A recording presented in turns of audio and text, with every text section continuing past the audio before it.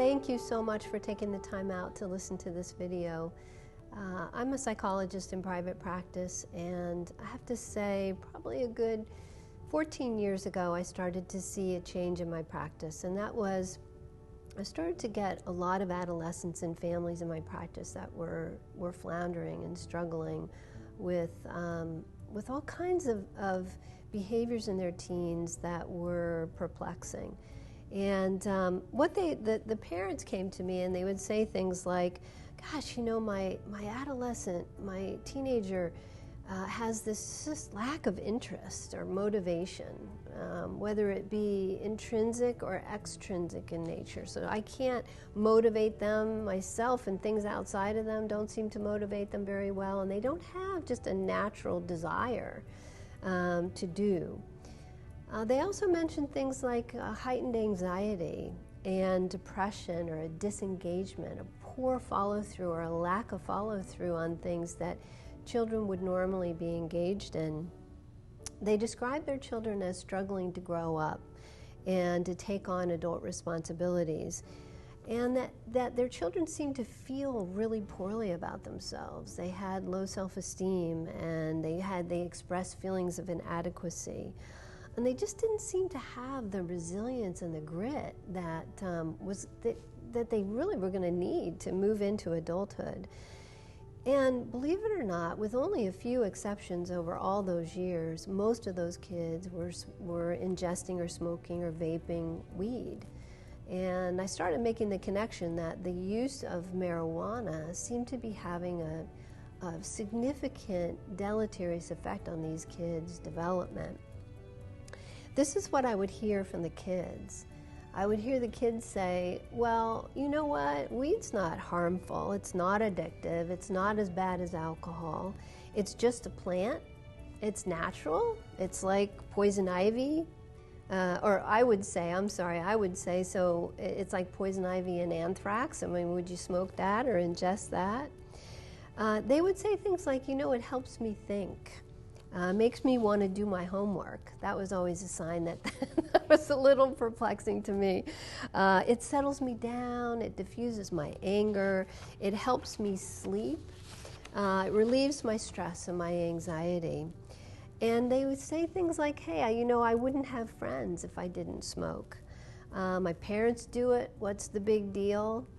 And finally, they would say, oh, well, there's no way that it's affecting my ability to get motivated and engage in my life, or that has an influence on my mood at all. It must be something else. And then I would talk to the parents. And the parents and I would express my concern around marijuana use. And here's what I would hear from the parents. The parents would say, oh, you know, it's a rite of passage. All kids are going to do it. It's just weed. You know, thank God my child's not doing opioids. They might as well have them do it now and get it out of the way, so that when they go off to college or they leave after they graduate high school, it's not all fresh and new to them. They say things like, I don't think weed is really the problem. I think my child is depressed, or maybe they're just lazy by nature, or maybe they have a learning disability or an attentional deficit issue. They would say, I did it and I turned out okay. I smoke now and I do fine. I'm afraid to set limits. They're going to hate me, or worse, they're going to make my life miserable. And then once I educated parents on how weed influences brain development as well as socio-emotional development, they would say, you know what, I'm really scared now, and I don't know what to do. So what I'd like to talk about in this video, the remainder of this video, is whether or not marijuana is addictive, because this is an issue that I hear argued and discussed passionately by a lot of people in my profession, as well as by lay people. And I'm going to start by just telling you what addiction is, and then we'll talk about whether or not marijuana is addictive. So if a substance is addictive, what it means is that you can develop a physical dependence on that substance, and that dependence negatively influences the quality of your life. So the unequivocal answer and the simple answer to the question of whether or not marijuana is addictive is yes. And we can stop having that argument. It is addictive. We know that 1 in 6 teens that use marijuana on a daily basis are going to become dependent on that substance. We know that 1 in 9 adults will become dependent on that substance. And we know that 25 to 50% of daily users in general are going to become dependent. So we have a name for it. As we name everything, it's called cannabis use disorder. And what I'd like to discuss now is why it's addictive. So marijuana has over 200 cannabinoids in it, and these are elements of marijuana that have an influence on how you feel. And one of those cannabinoids is called THC, and it is actually the psychoactive ingredient in marijuana. So it's the ingredient that gets you high. And it is also the ingredient that makes that drug addictive. So that drug was very different back in the 70s when the THC levels were very low. So we're talking 1%. Fast forward to today, and what we're seeing is that marijuana in general, the marijuana that our children are ingesting in a multitude of fashions, you can smoke it, you can eat it, and you can vape it. So this marijuana is particularly higher in THC, anywhere from 15% to 98% THC. In fact, most of the kids are vaping the THC, and they get cartridges, and in each of these cartridges, the THC levels are upwards of 90 to 98%, and the children don't obviously know that. So those high levels of THC create a very addictive nature to this drug.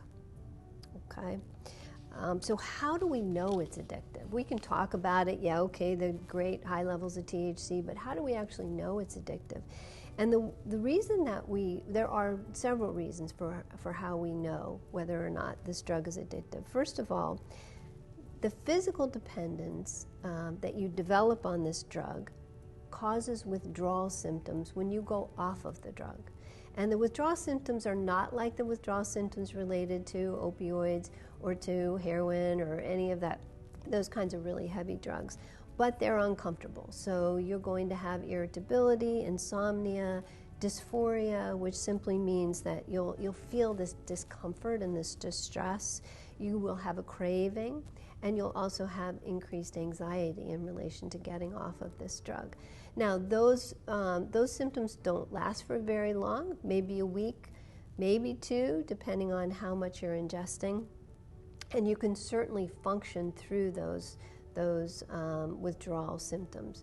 But the point is that it causes physical symptoms when you stop using it, which means that you become physically dependent upon it. There's also something called, for those individuals who are ingesting an awful lot of cannabis, and I'm using these terms interchangeably, so weed, cannabis, marijuana, they're all the same thing. It's called cannabis hyperemesis syndrome, and if you see that your child is behaving in this way, it may not be a gastrointestinal issue. It might actually have to do with the ingestion of a significant amount of THC. So there's a sudden and severe cyclical vomiting, and that is followed by abnormal bathing patterns, which sounds a little crazy. But the reason is because when you get in the shower or you take a bath, when you have this syndrome, you actually feel better. So if you have a child who seems to be in the shower an awful lot, and they're complaining about nausea and they're vomiting, it's most likely that they may be using a lot of weed. This can be very easily resolved by IV fluids and anti-nausea medication, and then finally by just cannabis cessation. So once you stop using cannabis, this syndrome will go away. Another reason that we know that cannabis is addictive is because of we have the highest rate of dependence among all drugs with the exception of alcohol.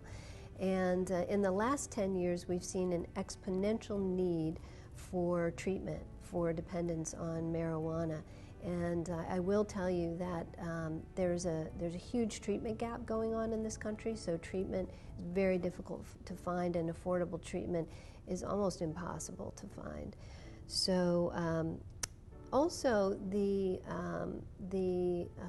definition of addiction to marijuana meets the DSM-5 criteria, which is our official psychological Bible, in a sense, for diagnosing.